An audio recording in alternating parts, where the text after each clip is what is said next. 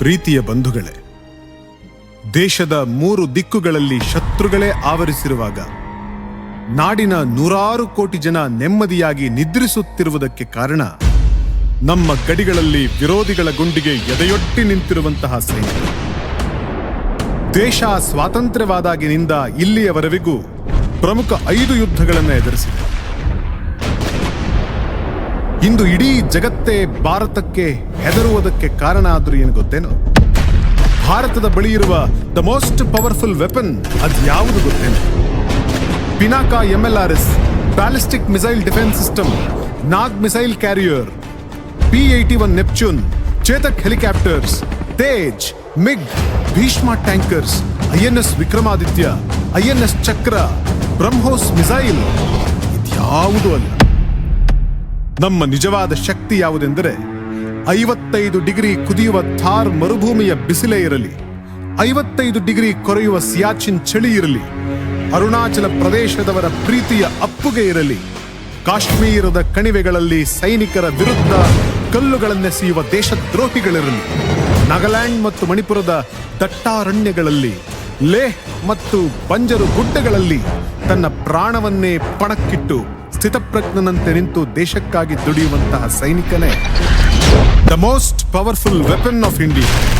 Battle of Tiger Hill, battle of Tololing, battle of Basantar, battle of Phillora, battle of Asal Uttar, battle of Longewala, 1971 ಇಸ್ವಿಯ Indo Pak ಯುದ್ಧ, 11,578 ಅಡಿಯ ಎತ್ತರದಲ್ಲಿ ನಡೆದಂತ Zojila attack, ಈ ಎಲ್ಲವೂ ಕೂಡ ಒಂದಾದರ ಮೇಲೊಂದು ಭಾರತದ ಸೈನಿಕರ ತಲೆಯ ಮೇಲಿರುವಂತಹ ಗರಿಗಳು ಎಂದು ಹೇಳಿದರೂ ತಪ್ಪಾಗಲಾರದು.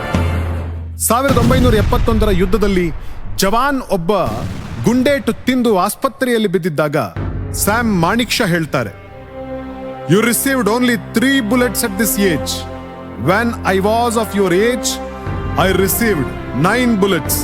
And look today, I am the commander-in-chief of the Indian Army.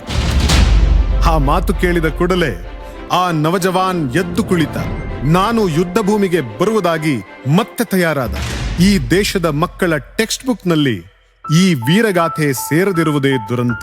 ಭಾರತೀಯ ಸೇನೆ ಇಂದು ಜಗತ್ತಿನಲ್ಲೇ ಒಂದು ಪ್ರಮುಖ ಶಕ್ತಿಯಾಗಿ ಜಗತ್ತಿನ ಕಣ್ಣು ಕೋರೈಸುತ್ತಿದೆ.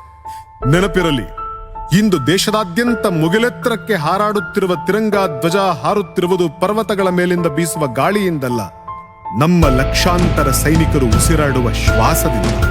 ಶಿಸ್ತು, ಶೌರ್ಯ, ಸಂಯಮ, ಪರಾಕ್ರಮಗಳನ್ನು ಉಸಿರಾಗಿಸಿಕೊಂಡು ವಿರೋಧಿಗಳ ಬುಲೆಟ್ಗೆ ಎದೆಗೊಟ್ಟವರು ನಮ್ಮ ಸೈನಿಕರು. आरंभ है प्रचंड बोल मस्तकों के झुंड, आज जंग की घड़ी की तुम गुहार दो.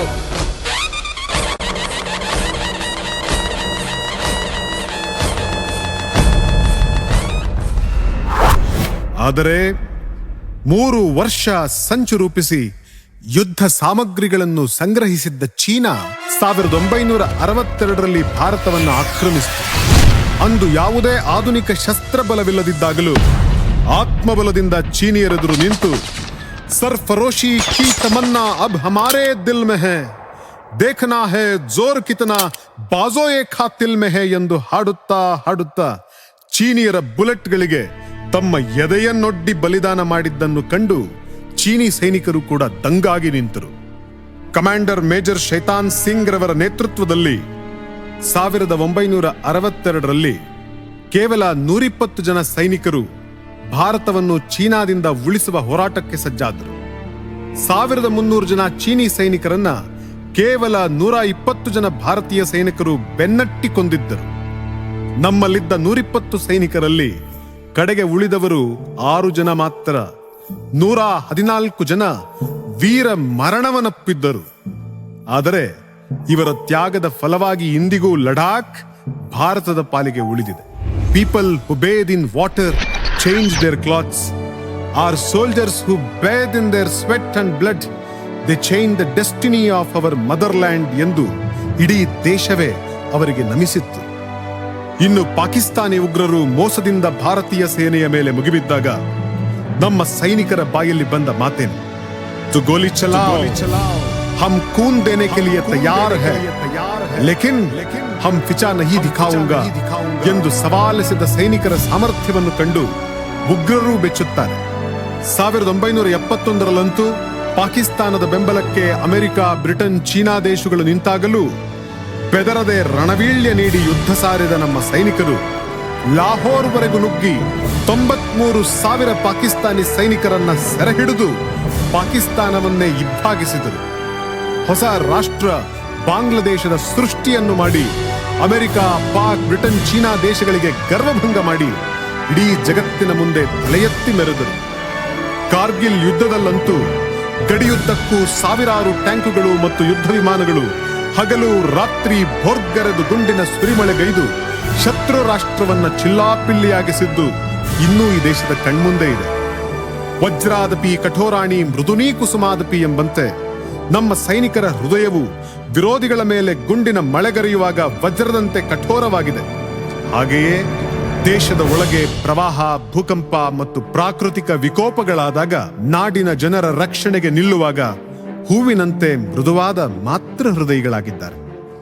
ಈ ಎಲ್ಲ ಸಂದರ್ಭಗಳಲ್ಲಿ ದಿಟ್ಟತನ ಮೆರೆದ ವೀರ ಸೈನಿಕರ ತಾಯಂದಿರಾಡಿದ ಮಾತನ್ನ ದೇಶ ಮರೆಯಲು ಸಾಧ್ಯವಿಲ್ಲ. ಯುದ್ಧಕ್ಕೆ ತೆರಳಿದ ಮಗ ಶತ್ರು ದೇಶದ ಜೊತೆಗೆ ಸೆಣಸಿ ವೀರ ಮರಣವನ್ನಪ್ಪಿ ಆತನ ಶವ ಮನೆಗೆ ಬಂದಾಗ ಹೆಂಗರುಳ ತಾಯಿ ತನ್ನ ದುಃಖವನ್ನೆಲ್ಲ ನುಂಗಿ ಮಗನ ಹಣೆಗೆ ಮುತ್ತಿಟ್ಟು, ಮೇರೆ ಬೇಟೆನೆ ಅಭಿಮನ್ಯು ಕಿ ತರ ಜಿಯಾ, ಅಭಿಮನ್ಯು ಕಿ ತರ ಲಡಾ, ಅಭಿಮನ್ಯು ಕಿ ತರ ಶಹೀದ್ ಹುವಾ, ಮುಜೆ ಉಸ್ಕಿ ಶಹೀದ್ ಹೋನೆ ಪರ್ ಫಕ್ರ್ ಹೈ. ಇಂಥ ಮಾತುಗಳನ್ನಾಡಿದಂಥ ತಾಯಂದಿರಿಗೆ ನಮ್ಮ ಸಲಾಂ. ಯುದ್ಧಕ್ಕೆ ಹೊರಡುವ ಪತಿಯ ಹಣೆಗೆ ತಿಲಕವಿಟ್ಟು ಬೀಳ್ಕೊಟ್ಟ ಆ ಸೈನಿಕನ ಪತ್ನಿಗೆ ನಮ್ಮ ಸಲಾಂ. ಅಂಗಳದಲ್ಲಿ ಆಡುವ ಮಕ್ಕಳು ಓಡಿ ಬಂದು ಯುದ್ಧಕ್ಕೆ ತೆರಳುತ್ತಿರುವ ತಂದೆಯನ್ನು ತಬ್ಬಿ, ಅಪ್ಪ, ನಾನು ಅಮ್ಮನನ್ನು ಬೇರೆ ಏನೂ ಕೇಳೋದಿಲ್ಲ, ಯುದ್ಧ ಮುಗಿದ ಮೇಲೆ ಬೇಗ ಬಂದ್ಬಿಡಿ ಅಪ್ಪ ಎಂದು ತಬ್ಬಿ ಕಣ್ಣೀರಿಟ್ಟು ಕಳಿಸುವ ಆ ಮಕ್ಕಳಿಗೆ ನಮ್ಮ ಹೃದಯ ತುಂಬಿದ ಸಲಾಂ. ಆದರೂ ಈ ಸೈನಿಕ ಈ ದೇಶಕ್ಕೊಂದು ಪಾಠ ಹೇಳ್ತಾ ಇದ್ದಾನೆ. In armed forces we Hindu, Muslim, Christian, Sikh and Parsis we live together, we eat together, we pray together, we fight together, we die together, and we are buried together. And remember, you don't have any right to divide my nation in name of religion, language, caste and creed. Janani janmabhumischa swargadapi gariyasi.